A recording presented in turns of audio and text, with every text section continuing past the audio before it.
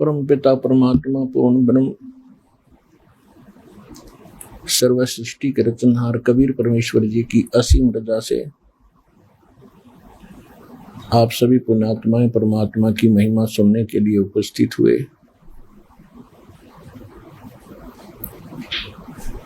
सत्संग में आने से मनुष्य जीवन के उद्देश्य की जानकारी होती है। मनुष्य जीवन हमें किस लिए प्राप्त हुआ था, और ये तत्व ज्ञान है जो सत्संग के माध्यम से बताया जाता है। यथार्थ ज्ञान को तत्व ज्ञान कहते हैं, जो सब सदग्रंथों से मेल करता हो, और वो ज्ञान केवल परमात्मा ही बता सकता है, जिसको सत्य ज्ञान हम कह सकते हैं। जीव अपने सतर की कितनी भी चतुरता कर ले, कितनी अटकलबाजी लगा सकता है, लेकिन वो पूर्ण सत्य से परिचित न होने के कारण इनकम्प्लीट ही रहता है। इसलिए पूर्ण परमात्मा स्वयं अपने उस स्थान से यहाँ चलकर आते हैं, जिस स्थान पर हमें जाने की वो उस तत्व ज्ञान के माध्यम से प्रेरणा करते हैं। यहाँ के दुख को, वहाँ के सुख को, इन दोनों का भी वो वर्णन करते हैं, दोनों की भिन्नता बताते हैं। तो उस तत्व ज्ञान के अंदर हमें सच्चाई और सत्य ज्ञान का पता चलता है। वो ज्ञान परमात्मा ही बता सकता है, और वो ज्ञान परमात्मा ने चारों युगों में आकर के हमें बताया है। लेकिन हम परमात्मा को ना पहचान सके, क्योंकि हम सदग्रंथों से परिचित नहीं थे। हमने कुछ ऐसे व्यक्तियों पर विश्वास किया जो स्वयं सदग्रंथों से, हमारे सदग्रंथों से, वेदों, गीता, पुराण आदि से वो स्वयं अपरिचित थे। दूसरे शब्दों में कहें कि वो अध्यात्म ज्ञान नेत्रहीन अंधे थे। सभी सदग्रंथों को कंठस्थ भी याद कर लेते थे। उसका सारांश क्या है, वो सदग्रंथ हमें संदेश क्या दे रहा है, इसका उनको कतई ज्ञान नहीं था। उसके विषय में परमात्मा जब भी आए हैं ये बताया करते थे कि जो तुम्हारे धर्म गुरु हैं, ये तुम्हें विद्वान अवश्य नजर आते हैं, पूरे जानकार नजर आते हैं, पर ये पूर्ण रूप से अज्ञानी हैं। इनको तत्व ज्ञान, इनकी तत्व ज्ञान रूपी आंखों को मोतिया बिंद हो चुका है। लेकिन वो समय ऐसा था जब परमात्मा सन 1398 से सन 1518 तक 120 वर्ष इस पृथ्वी पर रहे, हमें ज्ञान देते रहे, प्रमाण देते रहे। भगवान जो किया करता है वो समाधान देते रहे, पर हम इतने अनजान हो चुके हैं अज्ञानता के कारण, हम भगवान को भगवान नहीं मान सके। हम उनको केवल एक कवि और जुलाहा धानक कबीर जानकर बस इतनी ही उनकी महिमा सुनते सुनाते रहे। उस परमेश्वर ने 600 वर्ष पहले कहा था, मोती मुक्ता दर्शत नाही, ये जग है सब अंधरे, दिखत के तो नैन चश्म, इनका फेरा मोतिया बंदरे। ये तुम्हारे धर्मगुरु तुम्हें बड़े विद्वान नजर आते हैं, पर इनके ज्ञान वाली आंखों पर मोतिया बिंद है, इनको कुछ भी ज्ञान नहीं। फिर स्वयं क्या बताते हैं, जैसा कि परमात्मा का विधान है वो स्वयं आकर के ज्ञान देता है।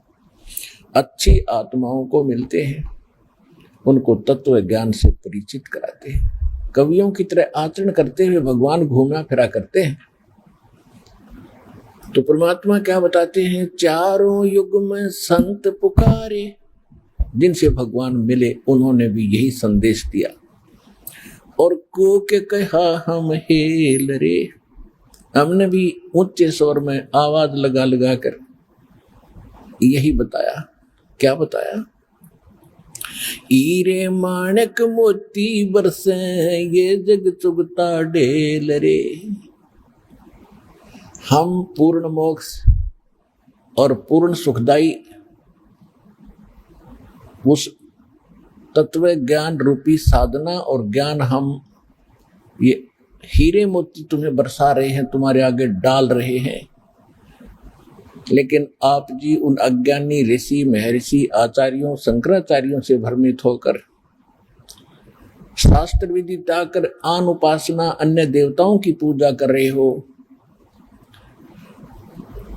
आप सत साधना ना करके शास्त्र अनुकूल भक्ति साधना मंत्र ना जाप करके शास्त्र विधि त्याग कर मनमाना जो आचरण पूजाएं कर रहे हो, वो डले इकट्ठे कर रहे हो, कंकर इकट्ठे कर रहे हो हीरे मोतियों के धोखे में। श्रीमद् भगवत गीता अध्याय नंबर 7 के श्लोक नंबर 12 से लेकर 19 तक स्पष्ट कर दिया है। गीता ज्ञान दाता ब्रह्म ने, गीता ज्ञान देने वाला ब्रह्म है। ये श्री कृष्ण जी में प्रवेश करके बोलता है, इसका ऐसा ही कर्म है। ये एक कपट युक्त शक्ति है, ये कभी किसी के समक्ष नहीं आता और सब कार्य इस 21 ब्रह्मांड में यही उद्मस्त करवा रहा है।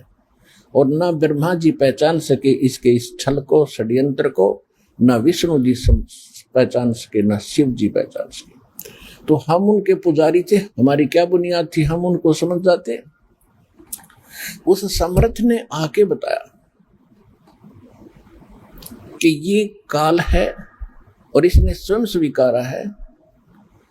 गीता अध्याय नंबर 4 के श्लोक नंबर 5 और 9 में कि मेरे और तेरे अर्जुन बहुत जन्म हो चुके हैं, ना तू अविनाशी ना मैं अविनाशी, तू नहीं जानता मैं जानता हूं। और 9 में ये कहा कि मेरे कर्म अलौकिक हैं। तो इसके अलौकिक क्रम यही है कि सामने आता नहीं। 7वें अध्याय के 24-25 श्लोक में कहा गीता में कि मैं अपनी योग माया से छुपा रहता हूं, मैं कभी किसी के समक्ष नहीं आता। ये मेरा अटल घटिया नियम है, अनुत्तम नियम है। और ये मूर्ख लोग जो सामने खड़े हैं, मुझ अव्यक्तम कि मैं कभी किसी के सामने नहीं आता, अव्यक्त रहता हूं। माम अव्यक्तम व्यक्तिम आपनम मनन्ते अबुझा। ये बिना बुद्धि के लोग मुझे, मैं कभी व्यक्ति रूप में नहीं किसी के समक्ष आता, अपने वास्तविक रूप में। और ये मुझे कृष्ण रूप में व्यक्ति मान रहे होंगे, मैं बोल रहा हूं, मैं कृष्ण नहीं हूं। तो इस प्रकार ये ऐसे कर्म करता है। तो श्री कृष्ण जी में प्रवेश करके इसने वो गीता का ज्ञान बोला। जैसे विष्णु पुराण में आप जी को दास ने बहुत बार प्रमाण दिखाए हैं कि एक बार देवताओं और राक्षसों का युद्ध हो गया, राक्षस जीत गए, देवता भाग के मैदान छोड़ गए। फिर उन्होंने कहीं समुद्र के किनारे जाकर इकट्ठे होकर स्तुति करी विष्णु भगवान की। विष्णु के रूप में ये काल प्रकट होकर कहने लगा कि तुम ससाद के पुत्र पुरंजय नामक एक क्षत्रिय है, सूरवीर, उसको युद्ध के लिए तैयार करो, मैं उसके शरीर में प्रवेश करूंगा और फिर राक्षसों का नाश कर दूंगा। और ऐसा ही हुआ। इसी प्रकार एक बार गंधर्वों ने नाग गोत्र वाले व्यक्तियों की सारी प्रभुता छीन ली, सारे उनके रतन लाल छीन लिए, सब पद छीन लिए, उनको भगा दिया, वहां से देश निकाला दे दिया। उन्होंने स्तुति करी विष्णु भगवान की, ये काल प्रकट हो गया विष्णु जी के रूप में। तो उसने कहा कि आप जाकर के एक पुरकुस्त नामक अक्षत्रिय राजा है और उसको युद्ध के लिए तैयार करो और उनको ललकारो फिर गंधर्व को। ऐसा ही किया गया। इसने कहा कि मैं उस पुरकुस्त के शरीर में प्रवेश करके उनको मार दूंगा। ऐसा ही हुआ। तो ये ऐसा ही करता है, ये स्वयं सामने नहीं आता। इसने जो जुल्म करना और कराना है, जिसके पक्ष में खड़ा हो जाता है उसको, उसकी हेल्प करने के लिए ऐसे गुप्त कार्य करता है। तो यहाँ श्री कृष्ण जी नीचा रहे थे, महाभारत का युद्ध हो बिल्कुल। यहां तक निर्णय ले लिया था उस महात्मा ने कि मैं युद्ध भी नहीं करूंगा, मैं हथियार भी नहीं उठाऊंगा, एक तरफ मैं अकेला हूंगा, एक तरफ मेरी सेना होगी, बांट लो आधा आधा। तो पांडवों ने शर्म के मारे श्री कृष्ण जी सिलेक्ट करना पड़ा, क्योंकि वो उसके नाती थे, रिश्तेदार थे। और फिर युद्ध जब स्टार्ट होने वाला था, अर्जुन मना कर रहा है, और पहले श्री कृष्ण 3 बार गए उनको युद्ध के होने वाली हानि से परिचित कराने के लिए और शांति स्थापना करने के लिए, पर नहीं माने। और अब अर्जुन कर रहा है कि मैं तो भीख मांग कर खा लेंगे, पर चाचे ताऊ भाई बहनों ये बच्चों को नहीं मारेंगे हम। लेकिन वहां उसी समय काल प्रवेश कर गया श्री कृष्ण जी के अंदर, क्योंकि इसने युद्ध नाश करवाना था, और ऐसा ही हुआ। तो कहने का भाव ये है कि श्री कृष्ण जी में प्रवेश करके ये काल, ये ब्रह्म, सरपुरुष भी इसको कहते हैं। गीता अध्याय नंबर 15 के श्लोक 16 और 17 में 3 पुरुष बताए। एक सरपुरुष ये काल है, ब्रह्म है। अक्षर पुरुष ये परब्रह्म है, इस ब्रह्म से नेक्स्ट दूसरा, उसको अक्षर पुरुष भी कहते हैं, उसको ब्रह्म परब्रह्म भी कहते हैं। ये ब्रह्म जो है ये 21 ब्रह्मांड का मालिक है। परब्रह्म जो अक्षर पुरुष है वो 7 संग ब्रह्मांड का स्वामी है, मालिक है, भगवान है, प्रभु है। और गीता अध्याय नंबर 15 के श्लोक नंबर 16 में तो 2 पुरुष बता दिए, सरपुरुष और अक्षर पुरुष। ये तो दोनों की सतिथि आपको बता दी, और ये नाशवान है दोनों, और इनके अंतर्गत जितने प्राणी हैं वो भी जन्म मृत्यु के अंदर ही रहते हैं। इसलिए गीता अध्याय नंबर 15 के श्लोक नंबर 17 में तुरंत कहा है कि उत्तम पुरुष है तू अन्य परमात्मा इति उदाहरते। वो श्रेष्ठ परमात्मा तो इन दोनों से, सरपुरुष और अक्षर पुरुष से कोई और है।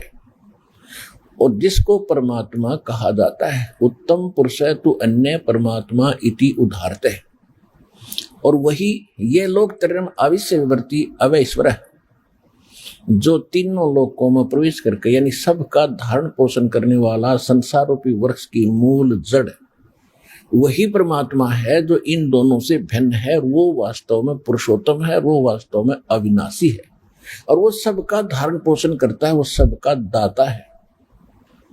गीता अध्याय नंबर 15 के श्लोक नंबर 18 में श्रद्धालु भ्रम में ना गिर जाए, भ्रमित ना हो जाए, कि उसमें इसने कहा कि मैं लोक वेद में पुरुषोत्तम प्रसिद्ध हूं, क्योंकि मेरे अंतर्गत जितने भी प्राणी हैं उनसे मैं उत्तम हूं, उनसे तगड़ा हूं, ताकतवर हूं, उनकी सबकी बागडोर मेरे हाथ में है।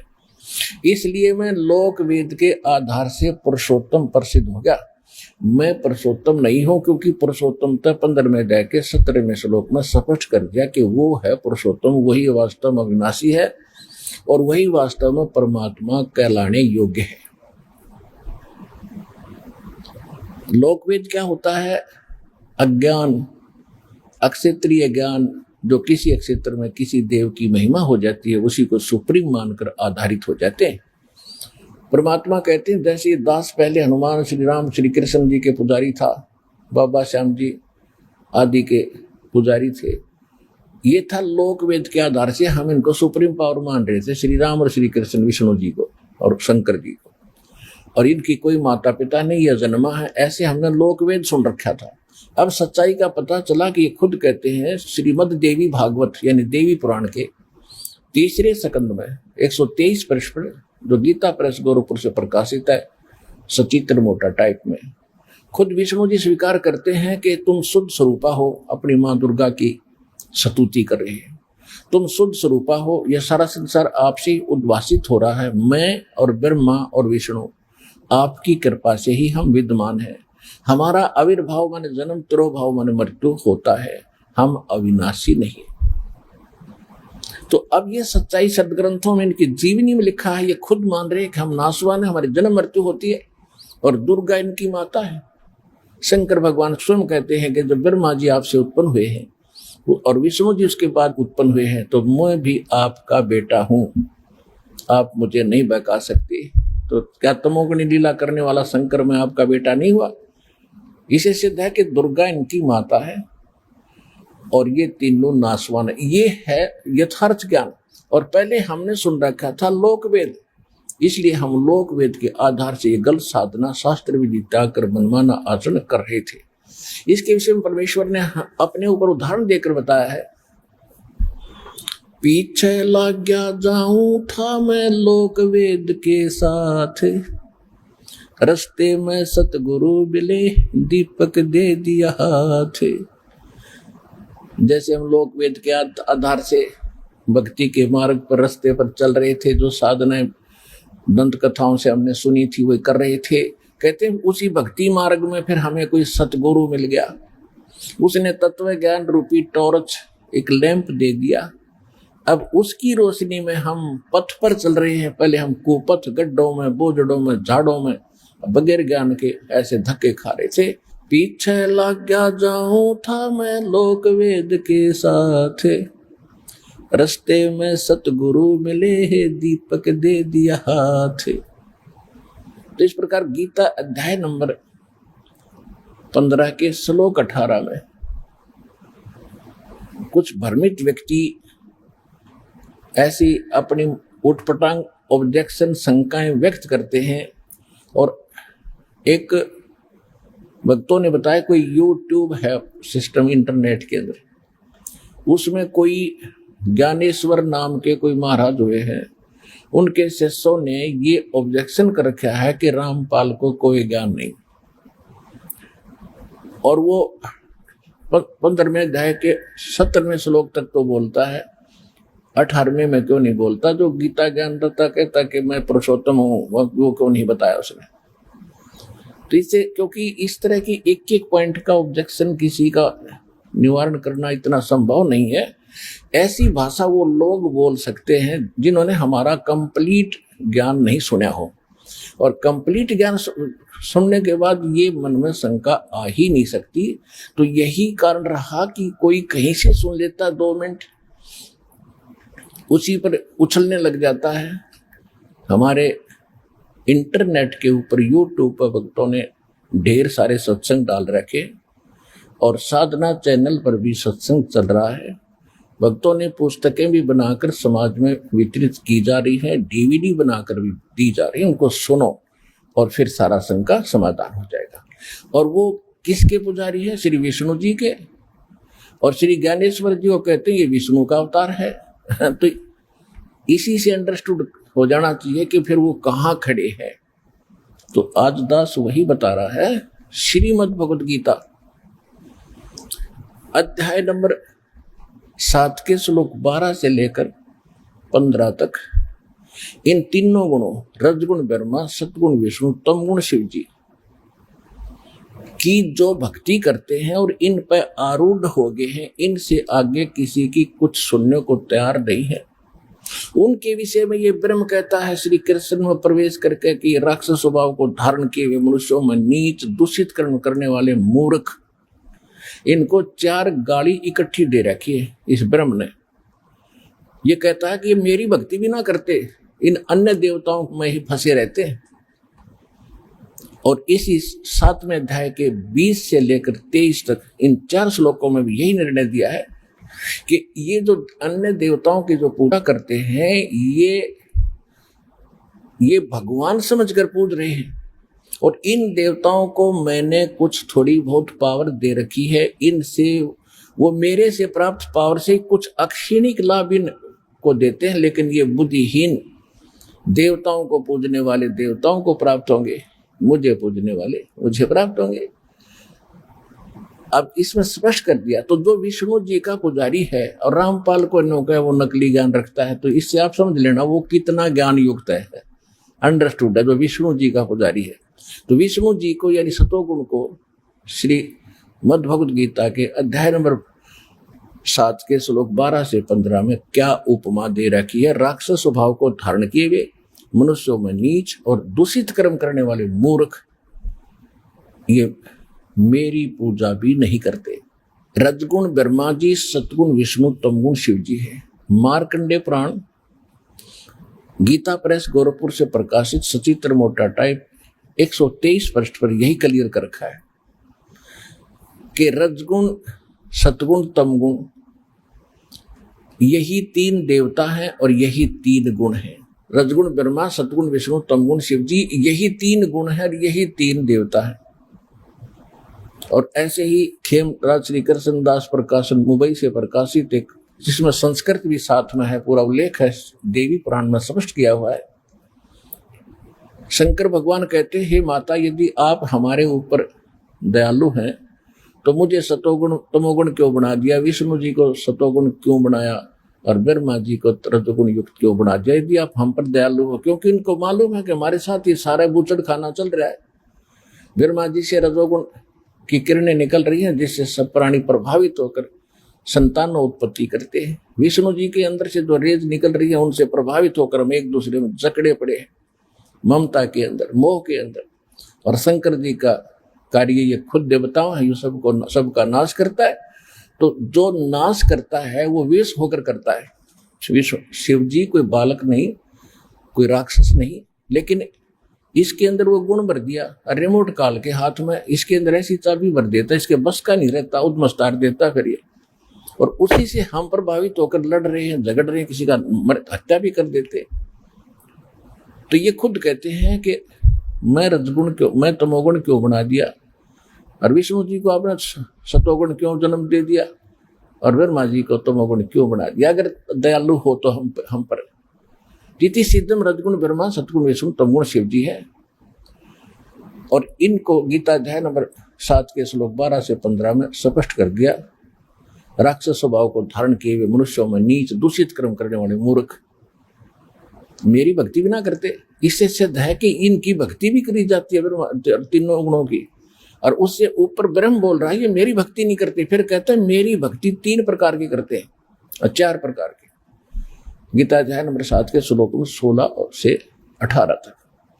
अर्थार्थी, अर्थ, जिज्ञासु और ज्ञानी। अर्थार्थी जिसमें संकट आ जाता है वो वेदों के मंत्रों से ही अनुष्ठान किया करता है और किसी जंतर मंत्र का सहयोग नहीं लेता, वो ब्रह्म उपासक कहलाता है। जैसे ये हवन करते हैं कुछ व्यक्ति, कुछ आचार्य, कुछ संत, और वेद मंत्रों से ही वो हवन करते हैं, तो वो है उस 2 प्रकार में से एक।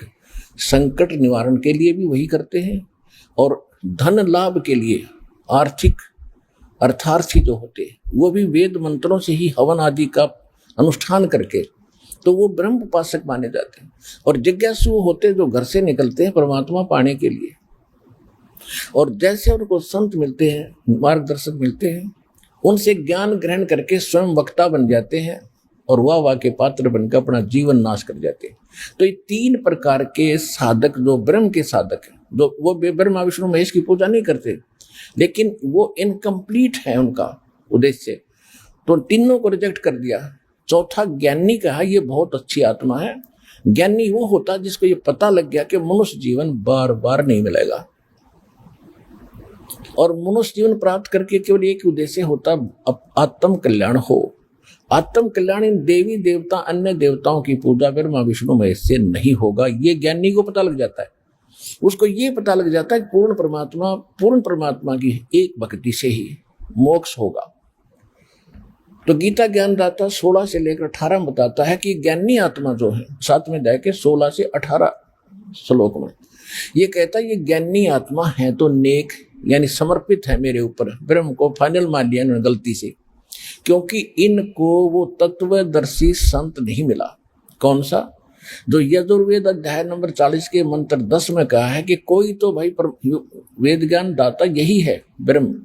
ये कहता कोई तो परमात्मा को जन्म लेने वाला कहता है, यानी श्री राम श्री कृष्ण आदि के रूप में अवतार धारण करता है।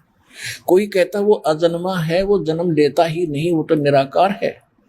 तो ये सही जानकारी वो तत्वदर्शी संत देते हैं, उनसे सुनो। इससे सिद्ध है कि वेद में कंप्लीट स्पिरिचुअल नॉलेज नहीं है। और यजुर्वेद अध्याय नंबर 40 के मंत्र 15 में अपना ज्ञान बताया है, वायु अनिलम अमृतम अथिदम भस्मांतम शरीरम ओम कर्तु समर किलवे समर और कर्तुम समर। ओम नाम का जाप ये ब्रह्म का है, इसको काम करते करते, अपने संसारिक काम के करते करते भजन करो, विशेष कसक के साथ, श्रद्धा के साथ भजन करो, और मनुष्य जीवन का मूल कर्तव्य जान के ओम का सिमरण करो। यजुर्वेद अध्याय नंबर 40 के श्लोक नंबर 17 में फिर क्या बताया है? 16 में तो ये बताया कि जो जिसकी भक्ति करेगा उसी को प्राप्त होगा। 17 में स्पष्ट कर दिया कि पूर्ण परमात्मा तो गुप्त है, और मैं ब्रह्म हूं, और ब्रह्मलोक रूपी दिव्य आकाश खम्भ में रहता हूं, और मेरा ओम नाम है। अब तुम सोच लो, यजुर्वेद का अंतिम अध्याय और अंतिम मंत्र है 17वां, 40वां अध्याय अंतिम है और मंत्र भी 17वां अंतिम है। इसमें स्पष्ट कर दिया कि वो परमात्मा तो प्रोक्ष है, उसके विषय में मैं नहीं जानता। उसके विषय बता दिया 40वें अध्याय के 10वें श्लोक में कि तत्वदर्शी संत बताते हैं, धीरा नाम लिखा संस्कृत में, यानी तत्वदर्शी संत। तो उनसे पूछो। तो एक आध भक्त जो, क्योंकि पहले तो ज्ञान था ही नहीं, वेद किसी ने देखे न सुने थे, तो कल एक भक्त चलते चलते कह रहा, जी आप तो कह रहे हो कि सोम शब्द हम जग में लाए, 40 आप दिखाते हो 40वें अध्याय के 17वें श्लोक में सोहम शब्द है। इन अकल तो इनमें है नहीं। देखो, और दास में भी दोष निकाल रहे, जिन आज तक कह का नहीं पता था। इसमें सो अहम है, नोट सोहम है। सो का अलग संधिच्छेद होता है और अहम अलग होता है। वो सोहम वो नहीं है जो हम परमात्मा बताते हैं। तो इन छोटी छोटी बातों में अनजान व्यक्ति इस तरह की शंका व्यक्त वही करते हैं जो कंप्लीट नहीं सुनते हमारे ज्ञान को। तो यहाँ एक एक व्यक्ति को देखो पर्सनली नहीं बताया जा सकता। सत्संग का उद्देश्य यही होता है कि सामूहिक ज्ञान दिया जाएगा, और फिर डीवीडी सीडी बनाई और देखिएगा, स्पष्ट दिखाई देता। तो ऐसे व्यक्तियों को चाहिए कि वो ज्यादा ज्ञान सुने और भ्रमित ना हो, बार बार सुने, तभी तो अंधेरा हटेगा। एक दिन में कोई बीए थोड़ा ही कर जाता है बच्चा, एमए थोड़ा ही कर लेता है, या डिग्री प्राप्त खुद थोड़े कर लेता है, 20 वर्ष लगते हैं उसको। इसी प्रकार धीरे धीरे अपना ज्ञान बढ़ाएं और दास के ऊपर पूरा विश्वास करो। ये कोई कहने मात्र से नहीं, क्योंकि आप दूध के जले हुए हो, दास मानता है। और अब लस्सी को भी फूंक मारना अनिवार्य हो गया, स्वभाव बन गया आपका। लेकिन दास ऐसी शंका छोड़ेगा नहीं कि आपने फूंक मारनी पड़ेगी। कति क्लियर दिखा दूंगा, ये दूध है और ये पानी है, सामने स्पष्ट कर दिया। फिर उसका कारण यही रहेगा कि कम सुनने से आप ना जान पाते, इसलिए शंका हो सकती है। तो दास का यही उद्देश्य था कि जो परमात्मा है और उस परमात्मा को परमात्मा कहने जा रहा है, ऐसे कोई नहीं मानेगा कि काशी में वो धानक जुलाहा भगवान है। लेकिन इसके लिए पता था दास को, इसके ये शब्द मुंह से निकालने से पहले इतने ढेर सारे प्रमाण चाहिए ताकि अज्ञान की देई तोड़ दे, दोबारा उकसे नहीं, उठ ना सके किसी कोने से कि कबीर भगवान नहीं है। तो परमात्मा ने वो ढेर सारे प्रमाण दे दिए, एक एक बिंदु पर 6 प्रमाणित कर दिया, वेद से प्रमाणित कर दिया, परमात्मा की लीला से प्रमाणित कर दिया। और जिन महापुरुषों को हम आज तक आदरणीय मानते रहे, जिनको भगवान मिले, उनकी अमर वाणी से प्रमाणित कर दिया कि कबीर इज गॉड।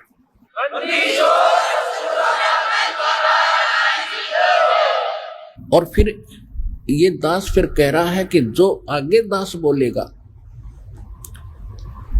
उस पे आपने आंख मीच के विश्वास करना चाहिए, क्योंकि समझदार को इतना संकेत बहुत होता है किसी को जांचने के लिए कि किस सत्र का संत है। और फिर कोई छोटी मोटी ऑब्जेक्शन आता है तो अपनी बुद्धि की कमजोरी मानना कि हम नहीं समझ पा रहे हैं, गुरुजी सही बोल रहे होंगे, इतना भी रखोगे तो भी भक्ति बनी रहेगी। अगर दास में दोष निकाल दिया और तो फिर आपका भक्ति समाप्त होनी शुरू हो जाएगी, पंचर हो जाएगा। एक नियम है इस भक्ति का, गुरुजी के प्रति 100% विश्वास रखें, 100%। और उन नकलियों ने इस भगवान के बच्चों में एक ये गुण होता है कि वो संत पर 100% समर्पित और विश्वास किया करते हैं। उन्होंने इसका दुरुपयोग कर लिया और वहां से ये छक के हट लिए कि वहां कुछ नहीं पाया। तो फिर काल ने तो यही करना था कि जब सही ठिकाने जागा वहां भी ये फिर एक बकवादों से भर जाएगा, इसको विश्वास होगा ही नहीं जल्दी सी। और ये फिर अपने कर्म बिगाड़ता रहेगा, अंदर कुछ खरपतवार पैदा करके। उस गुरु के प्रति नाम लेने से पहले दास आपको इतना ढेर सारा ज्ञान देता है, उसको सुन कति फाइनल होकर तब दास से दीक्षा लो, और फिर बीच में जब मन में दोष आता है तो आप नाम रहित हो जाते हो। संत के प्रति जरा सा भी किसी प्रकार का दोष आएगा तो भगवान प्रसन्न नहीं होगा आपसे और फिर रुष्ट हो जाएगा। परमात्मा कहते हैं मम संत मुझे जान मेरा ही स्वरूपम। कबीर साहब कहते हैं कि मेरे संत को, जो मेरा विशेष कृपा पात्र, जो मैं भेजूंगा 5500 वर्ष बीत जाएंगे तब वो समक्ष होगा सबके। कलयुग के जो 5505 वर्ष बीत जाएंगे उसके बाद वो सामने आएगा जग के, तो उसके ऊपर मुझे ही समझना, उसके स्थान पर। मम संत मुझे जान मेरा ही स्वरूपम। तो इस प्रकार परमात्मा के प्रति फिर हमारा कैसा व्यवहार हो, कैसा हमारी क्रियाएं हो, कैसे विचार हो। और जैसे इस दास के स्थान पर परमात्मा होते, परमात्मा कोई सींग लगा के आता नहीं, और परमात्मा की वेशभूषा आपको दिखा दें, नित बुन कपड़ा देते भाई, जाके 9 लख बाल दाई, अवगत के सो नाम कबीर ताते टूटे जम जंजीर। एक पिक्चर में परमात्मा खड़े हैं, कपड़ा बेचकर गली में खड़े हैं, अपना थान लेकर के, ले लो भाई, देख कितना बढ़िया है, बेच रहे हैं, दिखा रहे हैं। तो उस वेश वाले को कोई भगवान कहे और उसको भगवान माने, और उसने, उस परमात्मा ने वो सुख दिए उन 64 लाख से सोना। उस समय कोई बालकों का खेल नहीं, एक दानक जुलाए का 64 लाख से नहीं हो सकते। उसमें ऋषि महर्षि मंडलेश्वरों की बाढ़ आई हुई थी, आचार्य और शंकराचार्यों। ऐसे सुख दिए भगवान ने जो भगवान ही कर सकता है, और हम फिर भी आंख नहीं खुली कि ही इज गॉड, क्योंकि वो एक सिंपल सी वेशभूषा में कपड़े बेचता फिरता दिखा करता हमने।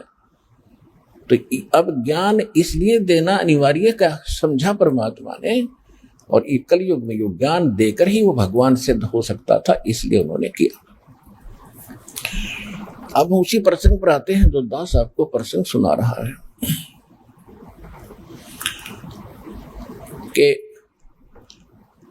अब गीता ज्ञान दाता स्वयं कहता है कि 7वें अध्याय के 18वें श्लोक में, ये ज्ञानी आत्मा जितने हैं, जिनको ये पता लग गया कि मनुष्य जीवन बार बार नहीं मिलता और इसकी मोक्ष केवल एक परमात्मा, पूर्ण परमात्मा की भक्ति से मोक्ष होगा, आन उपासना अन्य देवताओं की भक्ति से नहीं हो सकता। उनको इतना तो वो दृढ़ हो गए, वो देवताओं की पूजा नहीं करते, वो मेरी पूजा करते हैं, ब्रह्म कहता है।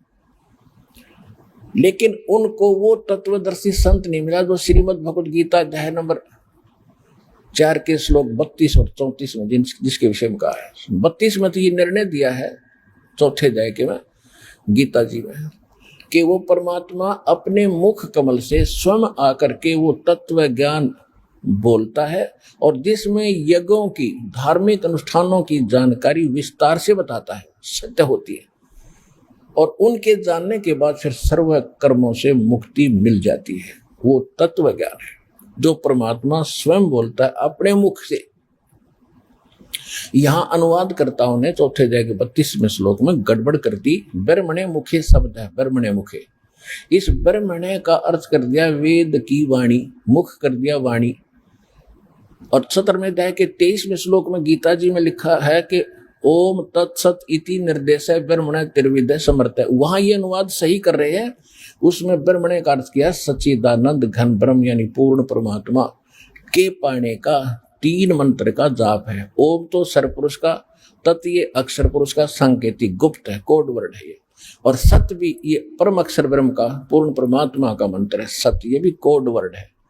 ये दोनों कोड वर्ड इस दास के पास है, विश्व में किसी के पास नहीं आज तक, या भगवान के पास। तो वहां उन्होंने ब्रह्मणे का अर्थ सही किया है, सच्चिदानंद घन ब्रह्म। तो यहां भी यही अर्थ है इसका। ब्रह्म का अर्थ वेद नहीं हो सकता, ये मूर्ख थे, ज्ञान था ही नहीं। Veda is the constitution of God, परमात्मा का संविधान है वेद। वो कैसा भगवान है, क्या करता है, क्या लीला है, इंसान ने कैसे रहना चाहिए, कैसे भक्ति करनी चाहिए। और ब्रह्म है भगवान, एक राजा, राजा का विधान। जहां पर राजा की महिमा हो, राजा लिखा हो, और अनजान व्यक्ति राजा का अर्थ संविधान करता है तो समझदार व्यक्ति नहीं, वो परिचित नहीं उस प्रकरण से। इसलिए इन्होंने यहाँ चौथे अध्याय के 32वें श्लोक में ब्रह्मण्य का अर्थ इन्होंने वेद की वाणी लिख दिया, ब्रह्मण्य मुखे। और यहाँ था सचिदानंद घन ब्रह्मण्य, मुख माने अपने मुंह से बोली जो वाणी, वो कबीर वाणी। श्री यानी ऋग्वेद मंडल नंबर 9 और सूक्त 96 के मंत्र 17 के अंदर स्पष्ट किया है कि कबीर वाणी के द्वारा वो कबीर अमर परमात्मा, कबीर देव, कबीर भगवान अपनी महिमा की वाणी लोकोक्तियों के माध्यम से ऊंचे स्वर में गा गा कर ऋग्वेद मंडल नंबर 9 सूक्त 95 के मंत्र 2 में, ऋग्वेद मंडल नंबर 9 सूक्त 94 के मंत्र 1 में ये स्पष्ट किया कि वो कवियों की तरह आचरण करता हुआ अपने मुख कमल से ज्ञान सुनाता है और वो गुप्त मंत्रों को आविष्कार करता है।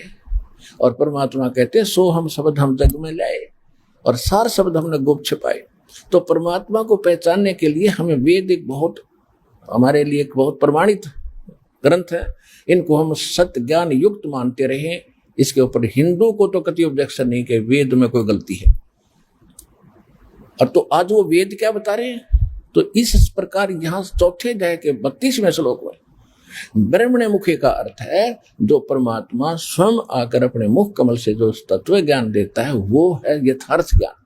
चौथे अध्याय के 34वें श्लोक में कहा कि उस तत्व ज्ञान को तू तत्वदर्शी संतों के पास जाकर समझ। इसे ये भी सिद्ध हो गया और उनको दंडोत प्रणाम करने से, कपट छोड़कर निम्रता से प्रसन्न करना, वो तत्वदर्शी संत तुझे उस तत्व ज्ञान का उपदेश करेंगे। तो इससे सिद्ध हो गया कि गीता जी में वो ज्ञान नहीं है तत्व ज्ञान, और गीता ज्ञान दाता भी परिचित नहीं है उस तत्व ज्ञान से। तो वो तत्व ज्ञान या तो परमात्मा को ज्ञान था या उनकी उन प्यारी आत्माओं को ज्ञान था जिनके शुभ नाम दास बहुत बार आपको बताता है। फिर भी उन महापुरुषों के नाम लेने से पुण्य लगता है। सुनाता हूँ, आदरणीय धर्मदास साहिब जी, आदरणीय मुल्कदास साहिब जी, आदरणीय नानक साहिब जी, आदरणीय दादू साहिब जी, आदरणीय गरीबदास साहिब जी, गांव छुड़ानी, जिला झज्जर, हरियाणा वाले, आदरणीय गीसा दास साहिब जी, गांव खेखड़ा, जिला बागपत, उत्तर प्रदेश वाले, आदरणीय स्वामी रामानंद जी, काशी वाले। इन महापुरुषों के अतिरिक्त इनको परमात्मा ने बैन लगा दिया था कि अभी इसको डिक्लेयर ना करना, इन सब मंत्रों को और तत्व ज्ञान को, नहीं तो बीचली जो पीढ़ी में हमने टारगेट रखा है उसमें मेरे बच्चे पार नहीं होंगे। क्योंकि यही ज्ञान और यही नाम अगर नकली पंथों के पास होते तो आज दास बेशक झक मारता रहा, कोई नहीं सुनता। और वो अधिकारी है नहीं इन मंत्रों के देने के कि उनका सिर पैर नहीं कोई, ना उनका गुरु, ना कोई परंपरा उनकी ढंग से।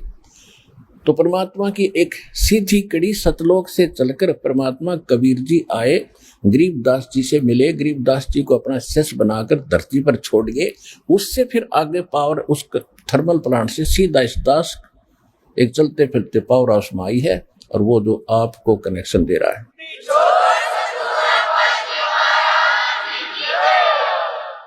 तो उन महापुरुषों के पास ये ज्ञान था, मंत्र भी थे, लेकिन कहा था धर्मदास मेरी लाख दुहाई, ये सार शब्द कई बार न जाई, सार शब्द बाहर जो पढ़ी, ये बिचली पीढ़ी हंस नहीं तरही, सार शब्द तब तक छुपाई जब तक द्वादश पंथ ना मिट जाई। अब देखो ये सारे पंथ चल चला कर इन्हें जो भी करना सुनना था फाइनल हो लिए, अरे इन्हें 100 वर्ष 50 वर्ष 150 वर्ष हो गए झक मारते ने के सुनावे और क्या ज्ञान देते। आज दास ने इनके सारे इतिहास आपके रूबरू कर दिए और ओरिजिनल दिखा दिए अपने सदग्रंथ। और वो महापुरुष जिनको आज तक ये भी सम्मान देते रहे और ये भी प्रमाण देते रहे नकली पंथ के, नानक साहिब जी मुक्त हुए, दादू साहिब जी मुक्त हुए, इनकी वाणी लेते रहे। आज उन्हीं महापुरुषों को के उन अमर वाणी से आपको सिद्ध कर दिया कि वो कौन सी साधना करते थे, कौन सा था वो सतनाम, और उससे मोक्ष होगा। वो इनके पास थे नहीं।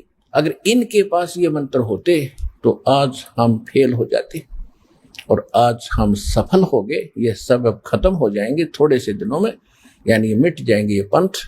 बुद्धिमान समाज परमात्मा ने इसलिए बनाया है।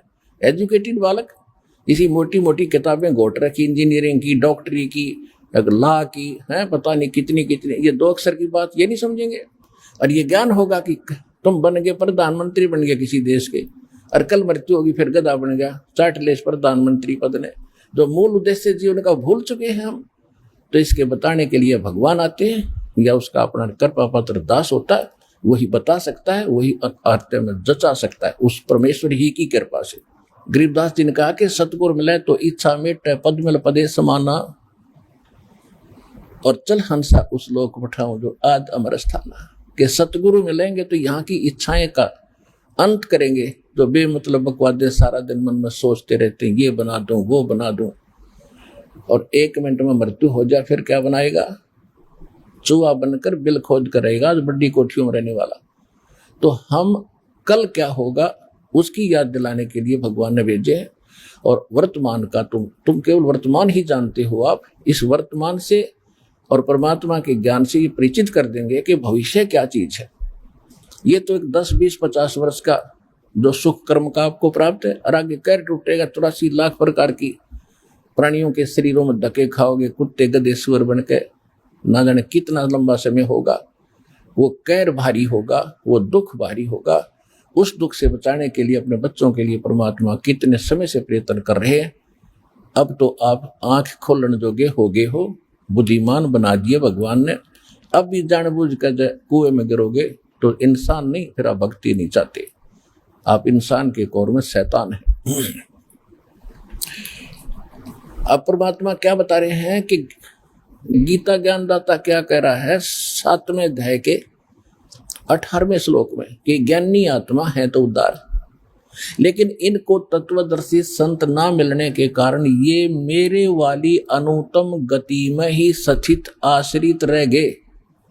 अनुत्तम, घटिया, व्यर्थ। अब घटिया क्यों कहा इसने?